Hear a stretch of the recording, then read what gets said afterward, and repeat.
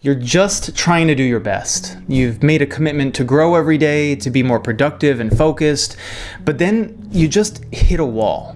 Throughout my 10 years of relentless hustle in the sales world and my years of constant teaching and coaching, both one-on-one and in group class settings, I've experienced hitting this same wall time and time again where it felt like I just couldn't find the will to keep up the pace. But what does it take to break through that wall?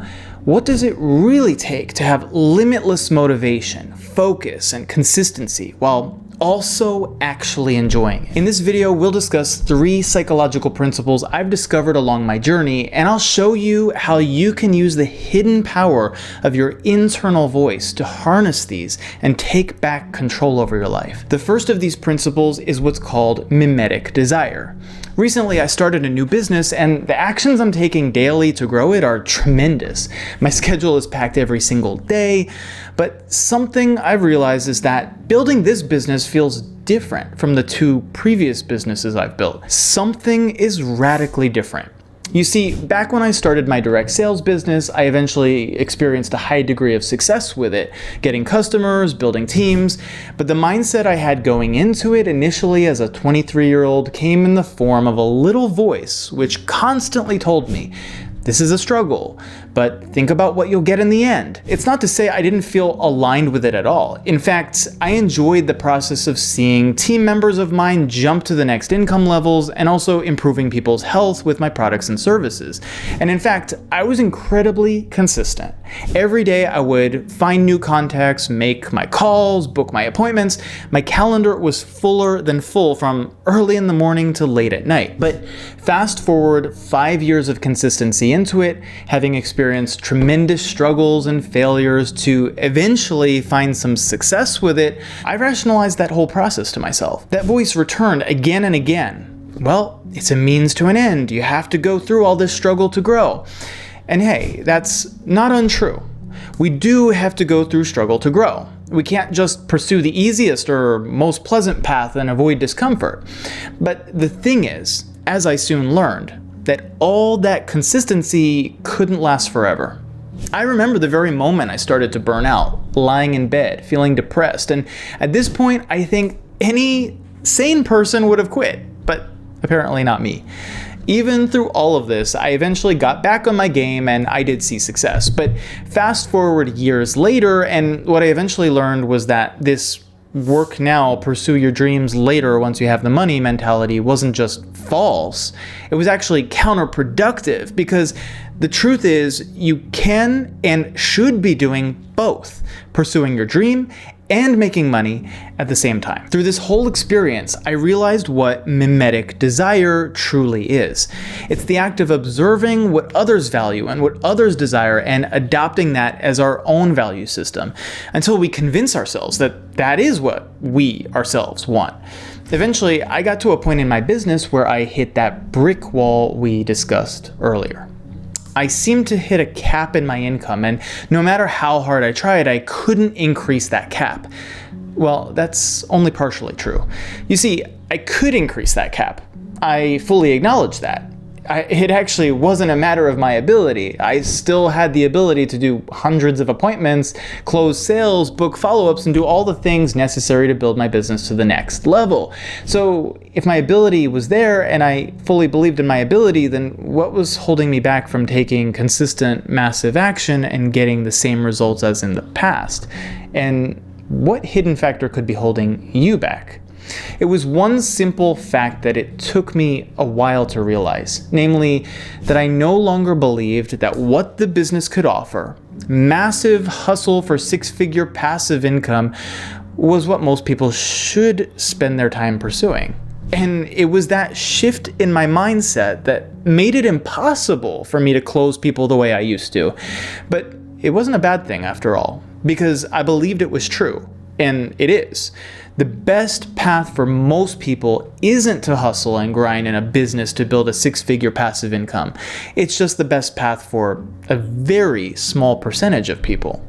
And with that realization came my aha moment, my final response to that voice that was always trying so hard to convince me My true vision in life, I responded, is to serve as many people as possible. And if this business isn't for most people, then it's simply impossible to make the kind of impact I want by doing what I'm currently doing. And that was the end of the conversation. So the question for you is, if you're currently burnt out, lacking consistency in your actions, and feeling unmotivated, what is that internal voice telling you? Could it be that you've adopted someone else's values? Could it be that you're trying so hard to chase a vision that's not truly yours to begin with? Because if it is, then you'll be absolutely amazed at what you can achieve in your life when you make that 1 degree shift out of someone else's value system and align with your own. You're just too afraid right now to make that shift, but by the end of this video, I believe you'll gain the courage to. But that's not the end of the story, because if we don't focus on these next 2 psychological principles, we'll still fail to find the motivation, consistency, and focus we're looking for. And those are what are called self-efficacy and self-esteem. Now, we all know about self-esteem, or at least we think we do, but most of us don't know the hidden ways it operates on our actions to rob us of our motivation, focus, and consistency. Along my journey to financial freedom and time freedom, I also started an academic test prep agency, an opportunity that kind of fell into my lap through networking, all while I was at the same time building my direct sales business. Yeah, absolutely crazy. I know. Do not try something like this. At this point, this was when my self-esteem took a hit. Even though I had done tutoring and teaching in various subjects before starting this agency, there was that voice again, back with a vengeance. You've never taught SAT or ACT tests before, you're a fraud. You've never hired other teachers before, and you have no experience putting curriculum together. What if it all goes wrong? These students need to get high scores to get into good colleges. You're probably going to screw everything up for them. Combined with the fact that I actually had to come up with a business plan and a marketing plan, my anxiety levels were through the roof. And what's worse, there was that mimetic desire again. I started the business because of the high profit potential. In fact, it became a very lucrative business for me. I was making more money than ever, but there I was. I thought I wanted money because isn't that what I should want? I thought I was making an impact. Isn't helping kids with their test scores the best way I can help them? But I quickly realized that both mimetic desire and self-esteem were grinding me down so much that every morning I dreaded getting out of bed.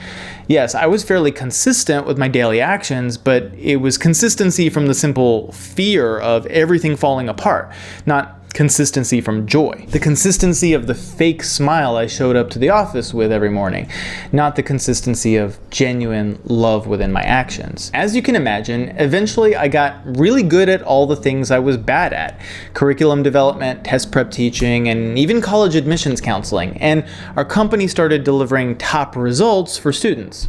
And so, despite all the struggles I experienced in both my direct sales business and the test prep business, ironically, it was those very experiences that both clarified my value system, helping me to avoid mimetic desire, and helped to build my self-esteem by arming me with evidence of my own effectiveness that I could use to silence that voice. That process of building up our belief in our personal effectiveness to get a specific result is what is called self-efficacy. How could the experiences you're having now actually be equipping you with the success you'll see tomorrow? You see, we need those failures and adjustments in order to create evidence for ourselves, to build up over time a tremendous amount of evidence to ourselves that if we do take action on something, we will get a specific result. So one reason you might suffer from a lack of consistency or motivation to do something could be very simple. Unconsciously, you don't believe it's worth the effort because you don't believe that if you take the action, you'll actually get a result. So why bother? And so why do I say that building my current business that I'm building now feels so different? Well, as with any business, I have a shit ton to do to build it, but because of my past experiences, I'm familiar with and am now actually comfortable with that level of sustained effort. I've also been doing countless reach outs, appointments, building out funnels and systems and doing testing, and then of course actual service delivery for new clients. Oh, and not to mention doing all the rest of everything I'm doing to run my YouTube channel. But whereas before, all of that felt grueling and draining, I can proudly say that because my values are 100% aligned with what I'm doing, I actually look forward to the work. In fact, I wake up every morning and am actually excited, even despite all the setbacks. And because of that, everything else has fallen into line. Because I want to be as productive as possible for this purpose. I have no problem optimizing my diet and sticking to it. I look forward to my daily workouts because I know they'll optimize my mood, focus, and energy to build my business. And I'm strategically putting self-care into my routine because I know these rest periods will help me show up as my best self to keep building my business. But still, even though I have now accumulated years of experience teaching and coaching in both business and academia, that voice still does return. But what if you do it and spend a bunch of money and then it fails? But what if you get customers and then you start feeling overwhelmed because now you have to deliver on this promise? And what if you can't? But you don't have everything put together yet and aren't even qualified to do this? Who's gonna listen to you? Or what if people criticize you or think less of you or talk behind your back? The solution that I found to this voice is harsh, but pretty simple. I just tell it to shut the F up. So if you don't have the self-esteem yet or the self-efficacy yet, that could be a good approach for you too, quite honestly. Because the reality is simple. Ask any great athlete or musician or actor or entrepreneur or salesperson or whatever, and they'll all tell you the same thing. That they've heard this voice over and over, but they conquer that voice.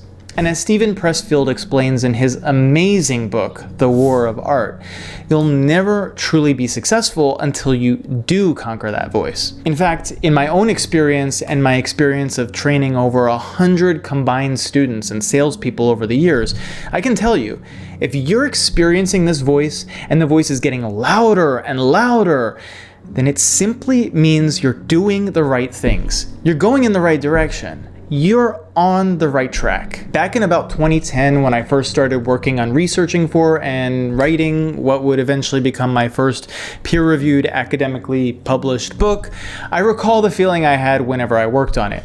I could feel my heart beating in my chest.